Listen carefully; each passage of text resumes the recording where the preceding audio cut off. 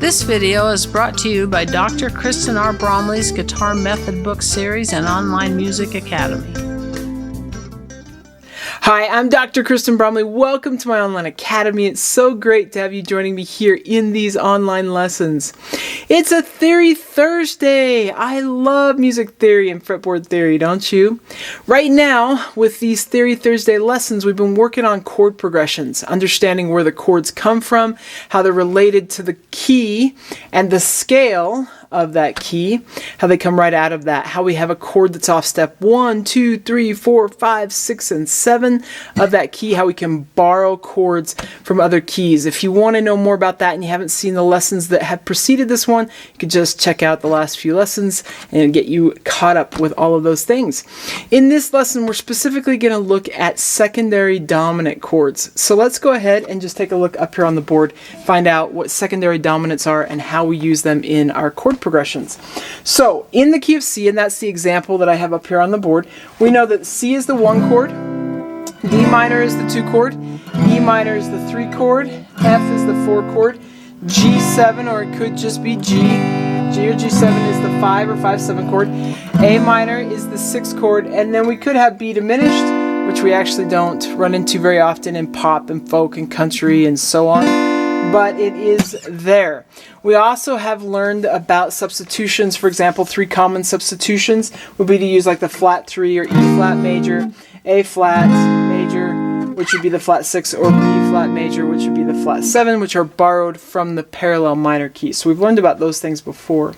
Now, in a given key, we have one dominant functioning chord. We've learned about different functions, how we have a tonic, supertonic, and so on. Well, the ones that we really need to focus on here in this lesson are the tonic, which is the 1 chord. That's the home chord of our key. It's really the central sound that the entire chord progression is going to revolve around, move away from, create tension, and then resolve to is really what happens there. And our melody would then be written using a C major scale that relates to this right up here. We have a C major scale just written off these steps. 1, 2, 3, 4, 5, 6, 7. So the tonic chord. Then we have our 5 chord, which is the dominant functioning chord of the key. We get a cadential movement that defines the key when we go from 5, 7 to 1. That's the most climatic sort of tension and release we get, and that's really the defining moment of the key. Now, we could have just the G to C, and that would be okay. Note that there are more than one place within these options where we get a major chord. We have one off step 1, we have one off step 4. If we didn't use that 7 there, we'd have it just basic there with off step 5, and then we have the flat 3, flat 6, and flat 7, so we could even have those as well. So, just having a major chord, we don't necessarily know where the key is, what key it is, because just seeing a C chord, or just seeing an F chord, or just seeing a G chord, any of those could be the tonic. What's going to define it is what's that dominant 7th chord, and where do we get that 5 to 1 movement. So that G to C movement, that step 5, the chord off step 5 going to step 1. And it especially happens when we get that dominant 7th voicing, which has that flatted 7th thrown in there, because it gives us extra tension that wants to resolve home. And when we talk about 7th chords and so on, which we will talk about in future lessons, this is the only place we get a dominant 7th chord, right here in the diatonic chords that are up there on the board. So the 5, 7, 1 movement. So G7, or G to G7, G or G7 is the dominant chord of the key. G7 would be that dominant 7th chord of the key. So what are secondary dominants then? Sometimes we get other dominant 7th, meaning major chords of the flatted 7th, happening within a chord progression. Well, this is kind of cool. We can take any chord inside of our chord progression and tonicize it for just a moment with that same 5 to 1 movement. And so what that means is if we take D minor, for example, if we pretended just for a moment that we were in the key of D minor and D minor was the tonic, then 5 steps away from D would be A. So we can play an A7, an A major or an A7, that will resolve from A7 to D minor in that dominant to tonic fashion. So we can proceed D minor with A7 and create a little tonicization of that D minor with the A7 chord within our chord progression in the overall key of C. And when we do that, we've got a secondary dominant, meaning it's functioning in a secondary fashion. It's tonicizing a chord that isn't the tonic of the key, but it's making it feel like it for a minute, or it's just giving us a pull to that chord for a second. So C, I could go to A7 and then to D minor, and I'll just go back to C. So, which really isn't the cadence, but we'll try some of these out in a minute. So I got A7 going to D minor. That would be a secondary dominant functioning in this key, pulling us the 5 of 2, and we'd be going to 2. So we can do that with the 3 chord. If we pretended that that E minor was the 1 chord for a minute, and we go up 5 steps, we'd find that E7 would be our dominant chord. E7 to E minor gives us the 5-7 of 3, going to 3, B7 to E minor, just like that. Then we look at our 4 chord, we could do the same thing. If F was the tonic, then 5 steps higher we get C7, C or C7 as our 5-7 that would resolve to the F. So we would have C7 as the 5-7 of 4, and then we go to 4. So we can have that there. The same thing over with the 6th chord, A minor. If we pretended that was our tonic, then we would go up 5 steps. We're going to get E7 that would resolve to the A minor. E7 to A minor. And we get E7 as our 5-7 of our 6th chord, and then we would resolve to the 6th chord. Now we don't tonicize diminished chords. We do this with major chords and minor chords. Dominant 7th chord, sometimes we can kind of create a string of those. Secondary dominant to secondary dominant to secondary dominant kind of thing. But we don't really do that with diminished chords. However, if we were to do some of our borrowing, so here's 3 examples of borrowing, we could do the same thing. So we have our flat 3, which is E flat. If we were to make that be our tonic chord for the second, B flat 7 would be its 5. B flat 7 to that E flat would give us the 5-7 of the flatted 3rd chord in this key. To do the same thing with A flat, it would be the E flat 7 to A flat. And we'd have that same sort of thing happening with a flat 7, or sorry, a 5-7 to the flat 6 chord. Or we could do it to B flat. So if I have F7 going to that B flat, functions the same way. F7 would be our 5-7 of the flat 7. We go to the flat 7 and we could go on home if we wanted to. So these are the theoretical examples. Now let's just sort of hear how it sounds with chord progression. So I got 3 little examples up here on the board where I have plugged them in, just so you can kind of hear how this could work. And you don't have to use the full-on 7th. You could just have the A major here, but I've gone ahead and plugged those 7ths in. But within a chord progression, if you were songwriting, you could choose just to have A to D minor. That would be okay as well, or B to E minor, that sort of thing. But we've got C here.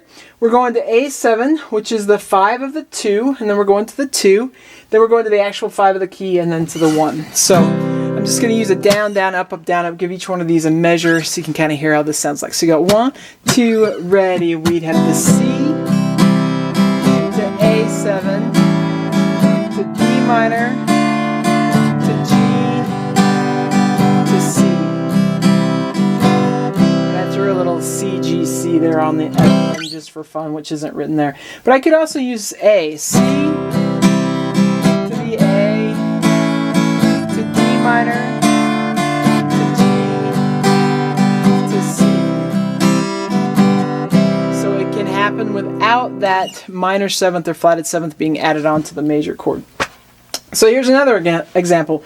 We got the C going to the 5 of 3 to the 3 to the 5 of 4 to the 4 to the 5 to the 1. So this sounds like this. 1, 2, ready, and we got C, E7, E minor, C7, F, G, and C. I of course could do this without those dominant 7ths thrown in, the minor 7th or flatted 7th. I could just do B and C as well. So you got 1, 2, ready, and we got C to B, E minor, to C, to F, to G, probably hearing how nice it is to actually have those flatted sevenths thrown on there because we get that true, strong cadential movement. So again, 2, ready, we'd have C to B7 to E minor to C7 to F to G to C. So that's an example. Here's another one down here. So you got the 1 chord, then we're going to the 5 of 6 to 6, then we're going to the 5 of 5 to 5, then we're going to the 5 of the flatted 7th to the flatted 7th, and then back to 1. So this sounds like this. 1, 2, ready. I got C to E7 to A minor to D7 to G to F7 to B flat.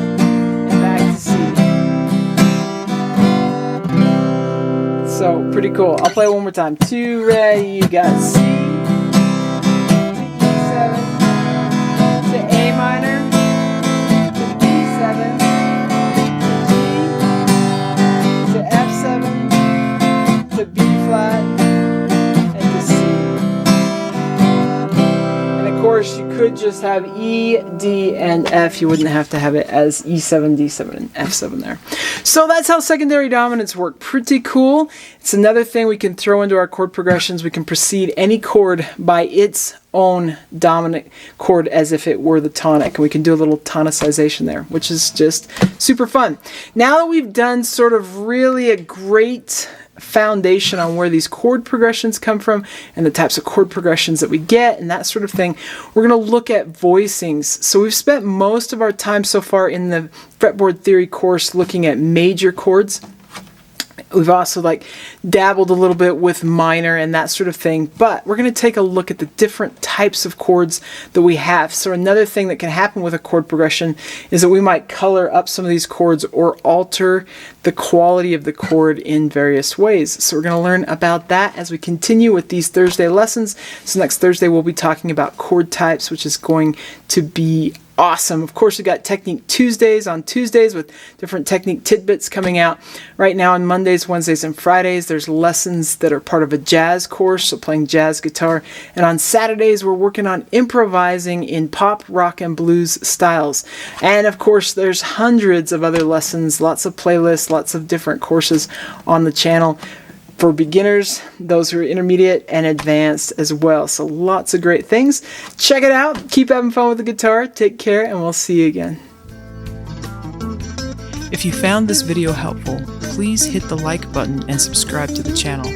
For more in-depth lessons and to progress through a free guitar course, check out my Guitar 101 series on YouTube and my guitar method books, which all come with access to hours of in-depth video lessons. You can find more information about me and my products at KristenBromley.com. Take care.